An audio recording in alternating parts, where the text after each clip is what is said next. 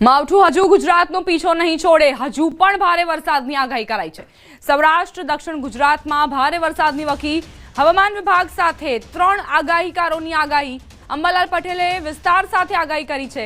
વરસાદની આગાહી કરવામાં આવી છે. રમણીક વામજાની ખેડૂતો માટે મોટી આગાહી.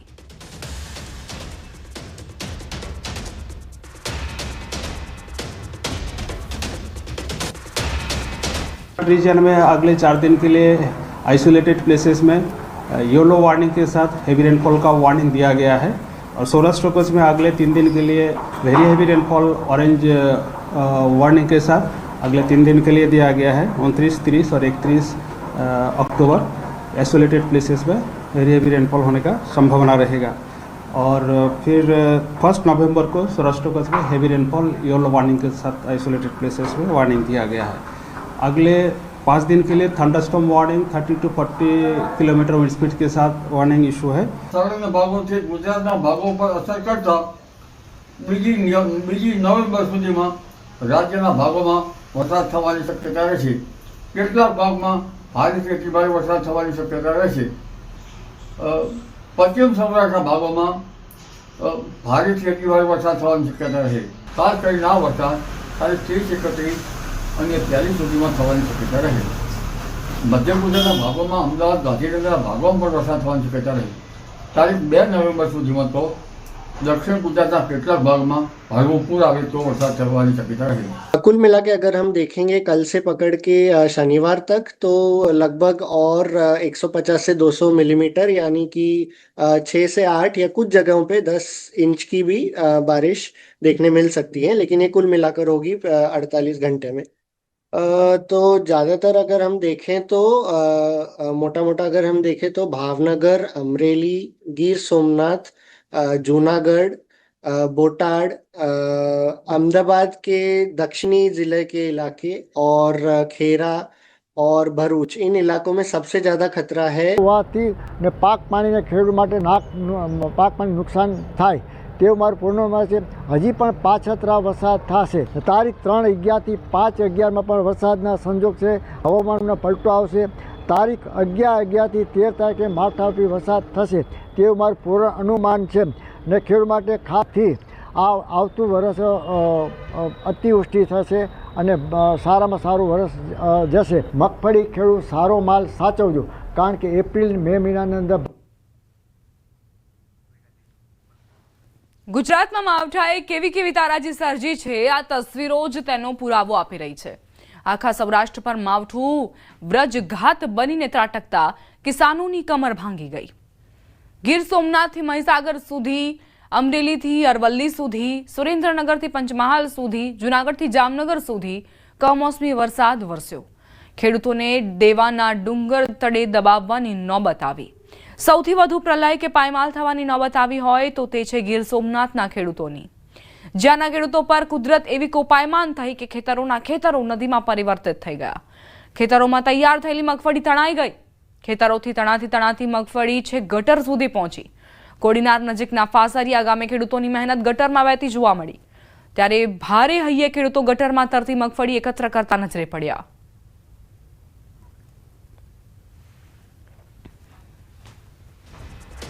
મહામૂલી મહેનતે માવઠાએ ગટરમાં વહેતી કરી મગફળીનો પાક. ખેડૂતોએ પકવેલી મગફળી ગટરમાં વહેતી થઈ. ગીર સોમનાથમાં માવઠા બાદ ખેડૂતોને ભારે નુકસાન. કોડનાર નજીક ફાસરિયા ગામમાં ગટરમાં દેખાઈ મગફળી ગટરમાં વહેતી થતા ખેડૂતો એકઠી કરતા જોવા મળ્યા. સતત કમોસમી વરસાદના કારણે તારાજી સર્જાઈ છે. ખેડૂતોનો મોંમાં આવેલો કોળિયો છીનવાઈ જતા જ ખેડૂતોને મોટો આર્થિક ફટકો પડ્યો છે. ગીર સોમનાથના ખેડૂતોની આ દશા થઈ છે. મહિનાઓની મહેનત, પરસેવો પાડીને આ મગફળીના પાકનું સિંચન કર્યું, પરંતુ છેવટે મેઘરાજાએ આ પાકનો સોથ વાળી દીધો. જૂનાગઢ જિલ્લામાં કમોસમી વરસાદે તાંડવ સર્જી દીધું, જેના કારણે મગફળી અને અન્ય પાકને મોટું નુકસાન પહોંચ્યું. ખેડૂતોની બેહાલી અને લાચારીના આ દ્રશ્યો આપ જુઓ. જૂનાગઢના અખતરાઈ ગામના આ દ્રશ્યો છે, જ્યાં અણધારી આફતથી ખેડૂતો ત્રાહિમામ પોકારી ઉઠ્યા છે. તૈયાર મગફળી પર માવઠાનું પાણી પડતા ખેડૂતોને મોટો આર્થિક ફટકો પડ્યો છે. કમોસમી વરસાદ પડતા મગફળીના તૈયાર થયેલ પાકને નુકસાન પહોંચ્યું. ખેડૂતોએ રાત દિવસ મહેનત કરી મગફળીનો તૈયાર પાક કમોસમી વરસાદ થતાં પલળી ગયો હતો. મગફળી પલળી જતા ખેડૂતોને નુકસાની વેઠવાનો વારો આવ્યો. પશુઓનું ઘાસચારો પણ પલળી ગયો.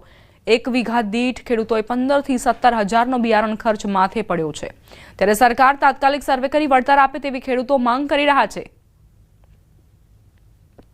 અત્યારે અમે મગફળી વાવી છે, પછી પાથરા પડ્યા છે, કોઈ ભર કરેલા છે અને પારાવાર નુકસાની થઈ છે ખેડૂતોને કે જેનું કોઈ મગજ જ કામ નથી કરતું. એટલી બધી નુકસાની થઈ કે આમાં હું કામ કરવું, કેટલા દિવસે કામ થશે અને નવું વાવેતર ક્યારે થશે એ પણ કાંઈ ખબર નથી રહેતી. સરકાર પાસે શું રાહતની માંગણી? સરકાર પાસે જો ઝડપથી સર્વે કરે અને ખેડૂતોને રાહત આપે તો ઘણો બધો ફાયદો થાય. વાવેતર કરેલું શરૂઆતમાં એ મગફળી અમારી ઉપર પાણી ફરી ગયું, બરાબર પાયમાલ થઈ ગયા અને અત્યારે પાક તૈયાર થયો એ પાયમાલ થઈ ગયા. અત્યારે અમે ભોર ઢાંકીને રાખેલા છે તો એ 50% હાથમાં આવે એમ નથી અને મજૂરીનો કોઈ આર નથી, મજૂરો મળતા નથી અને અમે તો હાવ બરબાદ થઈ ગયા. હવે સરકાર જો આમાં અમારા પ્રત્યે કાંઈ લાગણી જાહેર કરે અને રાહ પેકેટ આવે એવી અમારી નમ્ર વિનંતી. એક તરફ જ્યારે વરસાદની સિઝન હવે પૂર્ણ થવા જઈ રહી છે અને શિયાળાની શરૂઆત થવાની છે, પરંતુ અરબી સમુદ્રમાં ડીપ ડિપ્રેશન સક્રિય થયું અને તેને જ પગલે ખેડૂતોને પડતા ઉપર અત્યારે હાલ પાટવું પડે તેવી સ્થિતિ થઈ રહી છે. આપ દ્રશ્યો જોઈ શકો છો. અત્યારે હાલ જૂનાગઢ હાઈવે પાસેના દ્રશ્યો છે કે જ્યાં તમામ ખેડૂતો જે છે તેમને પારાવાર મુશ્કેલીનો સામનો કરવો પડી રહ્યો છે અને તેની પાછળનું કારણ જે છે તે છેલ્લા દિવસોમાં જે રીતે વાતાવરણનો પલટો આવ્યો અને એકાએક આગામી 5 દિવસો સુધી આ વરસાદ જે છે તે મધ્યમથી ભારે વરસાદની આગાહી હવામાન વિભાગ દ્વારા કરવામાં આવી છે. ત્યારે પાયમાલીની સ્થિતિ જે છે તે ખેડૂતોને ભોગવવી પડી છે તેવા પ્રકારની દ્રશ્યો છે. તમામ જગ્યાએ અત્યારે હાલ મગફળીનો પાક વાવેલો હતો તેને લણી લેવામાં આવ્યો, પરંતુ તેની ઉપર હવે જ્યારે ઢાંકવાની સ્થિતિ પડી છે ત્યારે ઢાંકી ન શકાય અને તેમાં પણ પાણી ઘૂસી જાય તેવા પ્રકારની સ્થિતિ જે છે તે અત્યારે જોવા મળી રહી છે. ત્યારે સત્વરે ખેડૂતો માંગ કરી રહ્યા છે કે સરકાર દ્વારા ક્યાંક ને ક્યાંક રાહત પેકેજ જાહેર કરાય તો થોડી ઘણી અંશતઃ રાહત મળે. કેમેરામેન પંકજ મકવાણા સાથે મૌલિક ધામેચા, ન્યૂઝ 18 ગુજરાતી, જૂનાગઢ. બનાસકાંઠામાં છેલ્લા 2 દિવસથી સતત ઝરમર વરસાદ વરસી રહ્યો છે. ખાસ કરીને દાંતીવાડા અને પાંથાવાડા પંથકમાં મોડી રાત્રે પડેલા વરસાદથી ખેતરો પાણીથી છલકાઈ ગયા. 2 કલાકમાં 1 ઇંચથી વધુ વરસાદ પડતા બાજરી, એરંડા, જુવાર અને મગફળીના પાકને ભારે નુકસાન થવાની ભીતિ છે. અગાઉ પણ ભારે વરસાદથી બનાસકાંઠાના ખેડૂતોને મોટું નુકસાન પહોંચ્યું હતું. હવે ફરી એકવાર આ કમોસમી વરસાદે તેમની ચિંતા વધારી છે.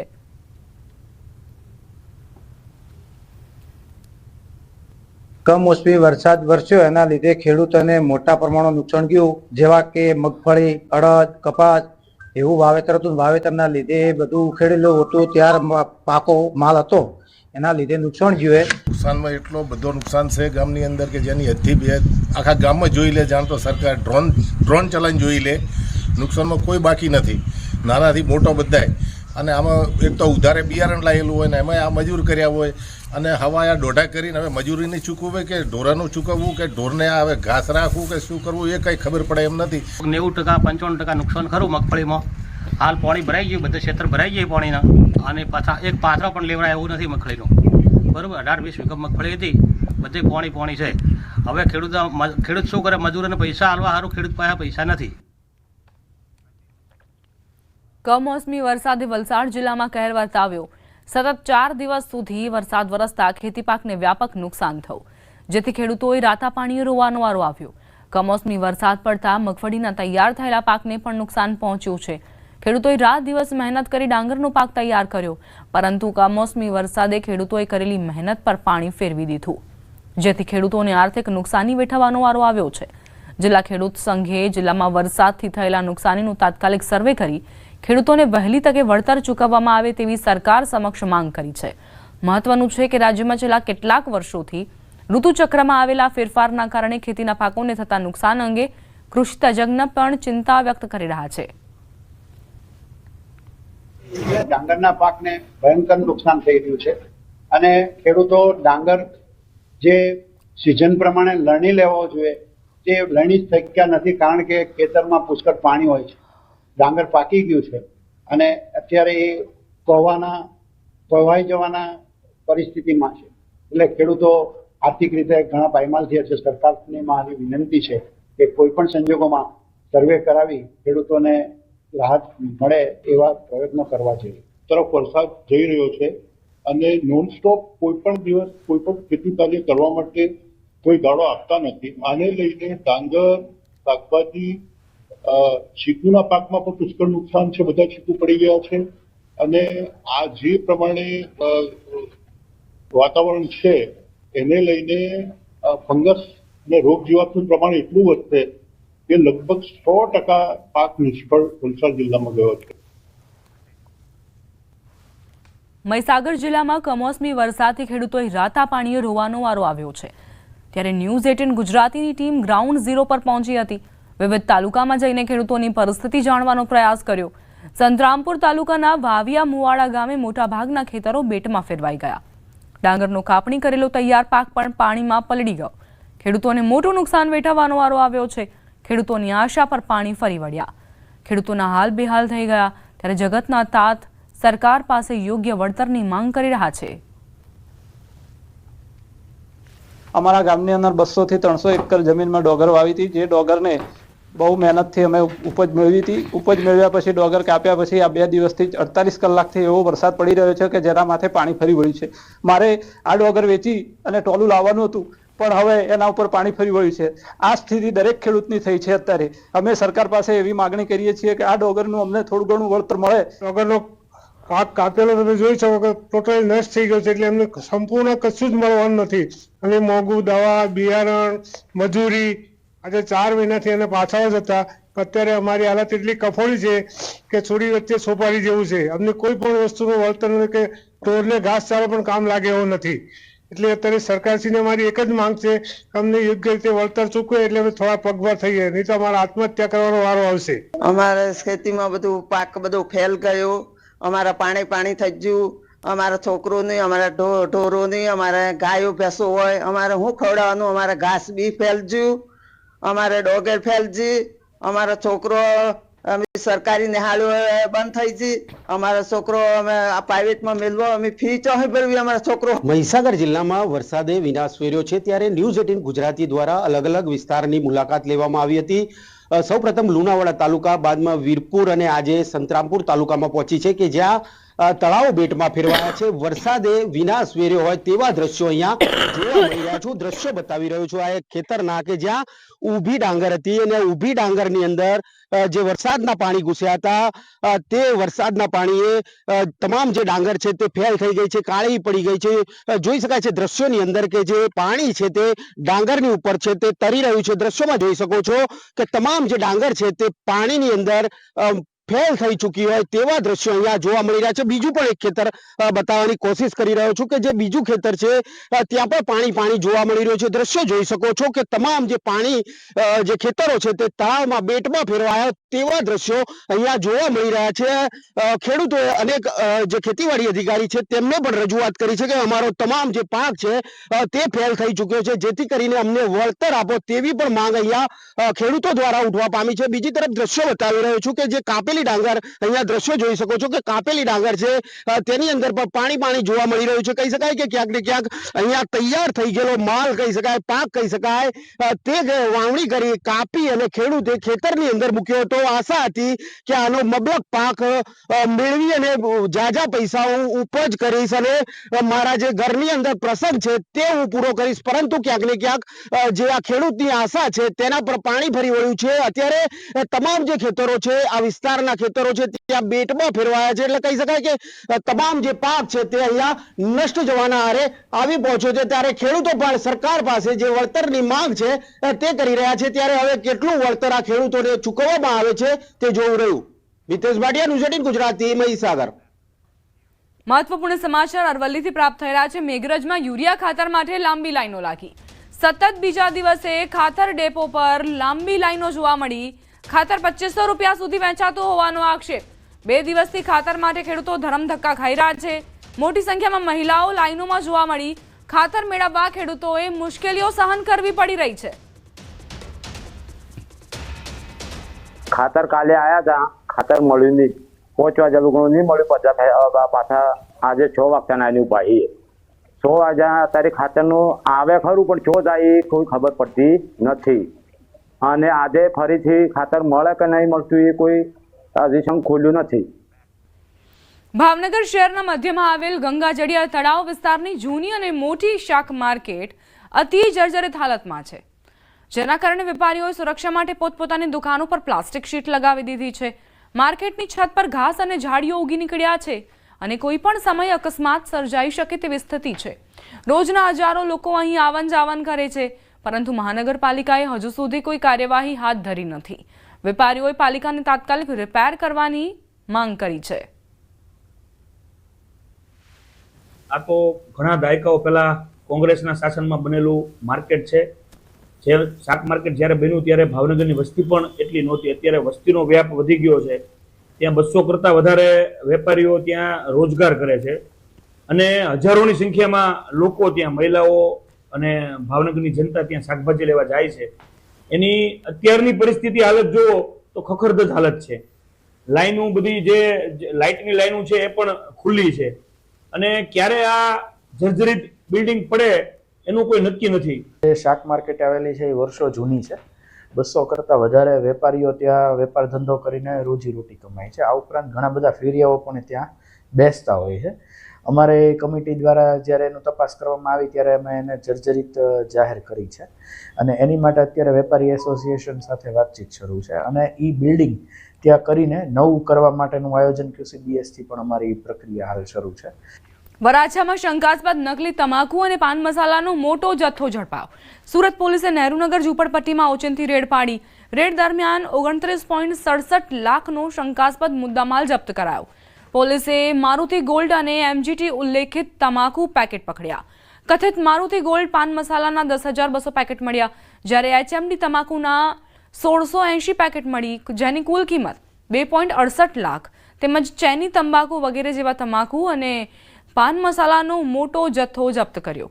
વરાછા પોલીસે નકલી તંબાકુના ગેરકાયદેસર ધંધાનો પર્દાફાશ કર્યો. પીએમ મોદી આવતીકાલથી 2 દિવસ ગુજરાતમાં પ્રધાનમંત્રી કેવડિયામાં એકતાનગરની મુલાકાત લેશે. વલ્લભભાઈ પટેલની જન્મ જયંતિની ઉજવણીમાં તેઓ ભાગ લેશે. 30 ઓક્ટોબરે કેવડિયામાં એકતાનગરની મુલાકાત લેશે. વિવિધ વિકાસ કાર્યોનું ઉદ્ઘાટન અને શિલાન્યાસ પ્રધાનમંત્રી મોદીના હસ્તે કરાશે. ₹150નો એક સ્મારક સિક્કો, ટપાલ ટિકિટ પણ બહાર પાડશે. 31 ઓક્ટોબરે SOU પર પુષ્પાંજલિ અર્પણ કરશે પ્રધાનમંત્રી નરેન્દ્ર મોદી. કેવડિયામાં ભવ્યાતિ ભવ્ય તૈયારીઓને આખરી ઓપ આપવામાં આવી રહ્યો છે અને કેમ ન હોય, કેમ કે પ્રધાનમંત્રી મોદી આવવાના છે સ્વયં.